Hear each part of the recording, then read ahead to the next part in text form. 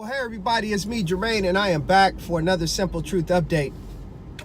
And what I want to talk to you about today is something that is kind of quietly kept and is not really discussed as much as it once had been. But living in this world that we live in 2018 now, and we still find ourselves, even in 2018, still dealing with issues that are as prevalent as were around in the 1950s and 1960s.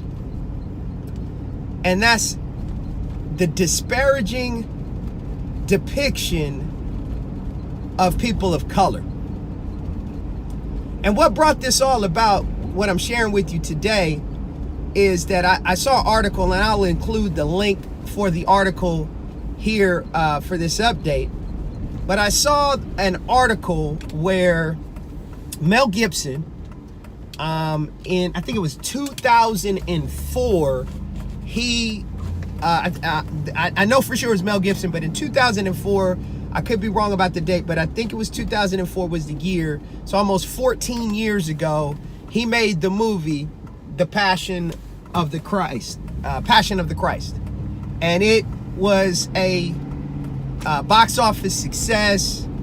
Many, as the article will tell you, many was one of the highest grossing rated R films, and as far as being a faith-based film, it broke many records as far as the amount of money that it made. And I bring this all up because the article is talking about the actor Jim, I think it's Caviezel, who played Christ, is going to reprise his role as Christ. And Mel Gibson will be writing, producing, and I think directing as well again. And it is going to follow, I guess, the Christ after the resurrection. Well, it's fine, well and good to put this kind of content out there as long as the content is done right. And that is the key thing that I want to say, is done right.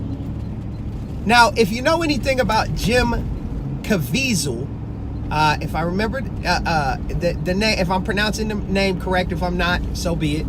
But he is a well-known white actor, has a kind of a look, kind of like maybe Italian-ish, but he is the actor that played Christ. He's been in several things. He was in a movie with that was popular back in the, I think it was late 90s, early 2000s, with Jennifer Lopez, and he was also on a TV series called Person of Interest. And as much as we can read the Bible itself, and we can read history books and get it, and from that we have at least the opportunity at an accurate depiction of what different people in history, or even in the Bible, what they look like, where they came from. And all that I said in the beginning about we're still having these conversations because we live in a world now that has become so homogenized and so insensitive by trying to be sensitive, where the discussion is, well, what difference does it make? What do we care? We're all one people now, and what difference does it really make? Well, it makes a huge difference when you are depicting history. And especially you are depicting the people of the Bible, which is a Hebrew book, by the way. And you are having them played and depicted by white actors. We had that happen years ago, with the Ten Commandments movie with Charlton Heston, and it was talked about.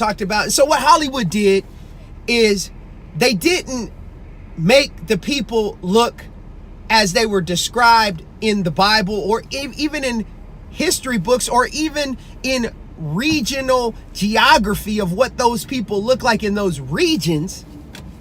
Or what they did is they just started imploring Middle Eastern looking actors or actors of a more tanned hue. But they will not let actors such as, Denzel Washington, Samuel L. Jackson. I'm not saying that these are the ones that I would choose, but I'm just giving top name actors that are of color to play these roles of people that were of color. And see, it never seems to matter how people are depicted until there is a discussion of those people being of a more rich color hue than they are depicted as in these films.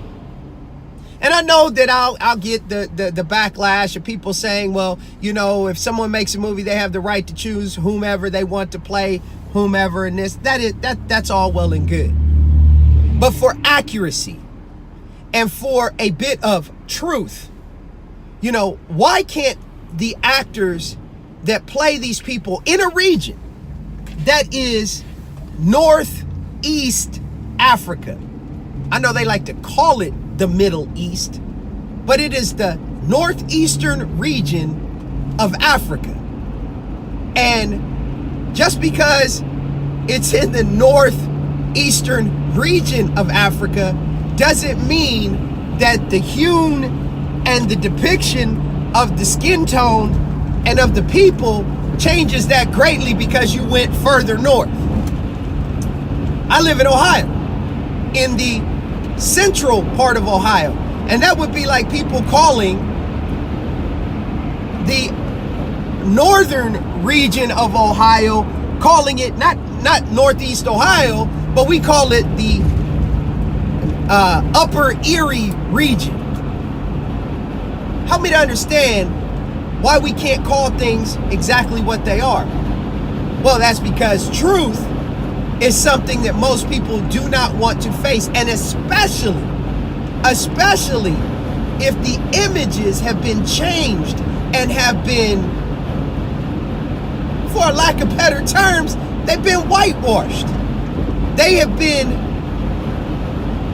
made to show you that anything that is of any type of credibility or anything that is of any type of historical significance, every one of the persons that were involved in that historical significance,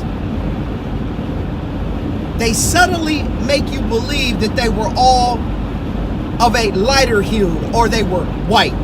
Let's just call it what it actually is.